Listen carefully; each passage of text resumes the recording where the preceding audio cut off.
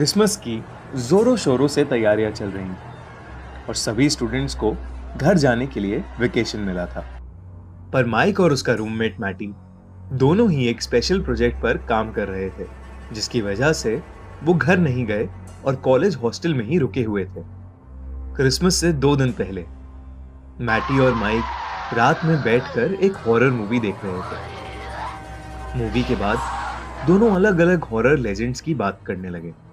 तब पहली बार मैटी ने माइक को ब्लडी मैरी के किस्से के बारे में बताया। उसने कहा कि अगर कोई इंसान अकेले शीशे के सामने जाकर 3 बार ब्लडी मैरी को पुकारे तो वो शीशे से निकल कर आती है और उस इंसान को मार देती है। ब्लडी मैरी का किस्सा माइक को बहुत दिलचस्प लगा और उसने ब्लडी मैरी को बुलाने का मन बनाया। उसने देर रात बाथरूम में जाकर शीशे के सामने 3 बार ब्लडी मैरी का नाम पुकारा। Bloody Mary, Bloody Mary, Bloody Mary. वो थोड़ी देर रुका, पर वहां कुछ भी नहीं हुआ और माइक अपने कमरे में सोने आ गया। रात में सोते हुए माइक को एक सपना आया कि वो एक बहुत बड़े समुद्र में अकेला खड़ा था और उसके आसपास दूर दूर तक कोई नहीं था, लेकिन पानी की रिफ्लेक्शन में उसे किसी औरत की परछाई दिख रही थी। वो जैसे ही उस औरत का चेहरा गौर से देखने के लिए नीचे झुका, वैसे ही अचानक पानी से एक हाथ निकला और उसकी नींद खुल गई। जब उसने आसपास देखा तो बगल में उसका रूममेट मैटी आराम से सो रहा था। बहुत कोशिशों के बाद माइक को भी नींद आ गई।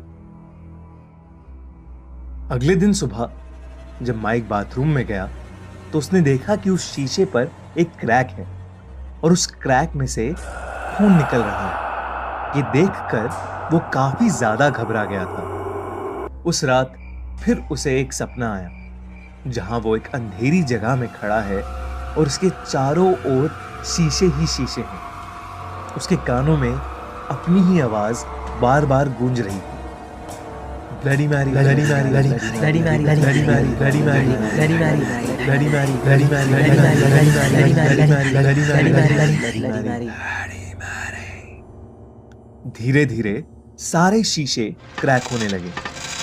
उसे एक शीशे में नीले रंग का रोता हुआ एक बच्चा दिखा और वो उसके पास गया। उसके पास जाते ही वहां सारे शीशे गायब हो गए और वो जैसे ही पीछे मुड़ा,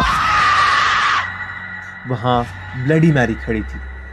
ये देखकर उसकी नींद वापस खुल गई और उसने घबरा कर अपने दोस्त मैटी को भी नींद से जगा दिया। माइक ने मैटी को उसके साथ हुआ पूरा किस्सा बताया तो मैटी को बिल्कुल भी यकीन नहीं हुआ और उसने माइक से कहा कि ये सब बस एक कहानी है। पर माइक के बहुत कहने पर उन दोनों ने उस रात ब्लडी मैरी को वापस बुलाकर उससे माफी मांगने का प्लान बनाया।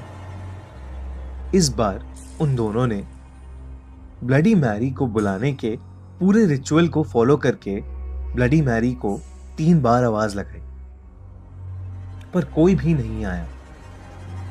फिर मैटी बाथरूम से बाहर निकला और माइक को अकेले उसे बुलाने के लिए कहा। बहुत हिम्मत करके जब माइक ने ब्लडी मैरी को 3 बार बुलाया तब भी कुछ नहीं हुआ। मैटी बाहर से बोलने लगा कि माइक बहुत ज्यादा सोच रहा है और ये सब सिर्फ एक कहानी है।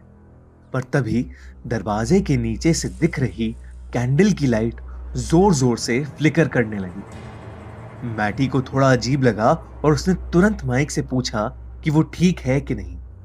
माइक इतना डर गया था कि उसके मुंह से कुछ आवाज ही नहीं निकल रही थी। और तभी बाथरूम की लाइट पूरी तरीके से बंद हो गई और तभी शीशे के सामने उसे ब्लडी मैरी दिखी और वो बहुत जोर से चीखा। मैटी उसकी चीख सुनकर बेहद घबरा गया था और उसने दरवाजा खोलने की बहुत कोशिश करी, पर दरवाजा नहीं खुला। उसने जल्दी जल्दी नीचे से गार्ड को बुलाया और दरवाजा तोड़वाया।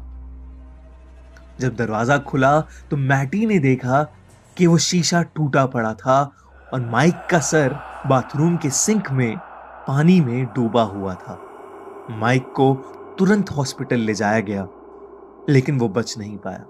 मैटी उसकी मौत के लिए अपने आप को जिम्मेदार मानता है और ब्लडी मैरी का नाम अपनी जुबान पर कभी नहीं लाता।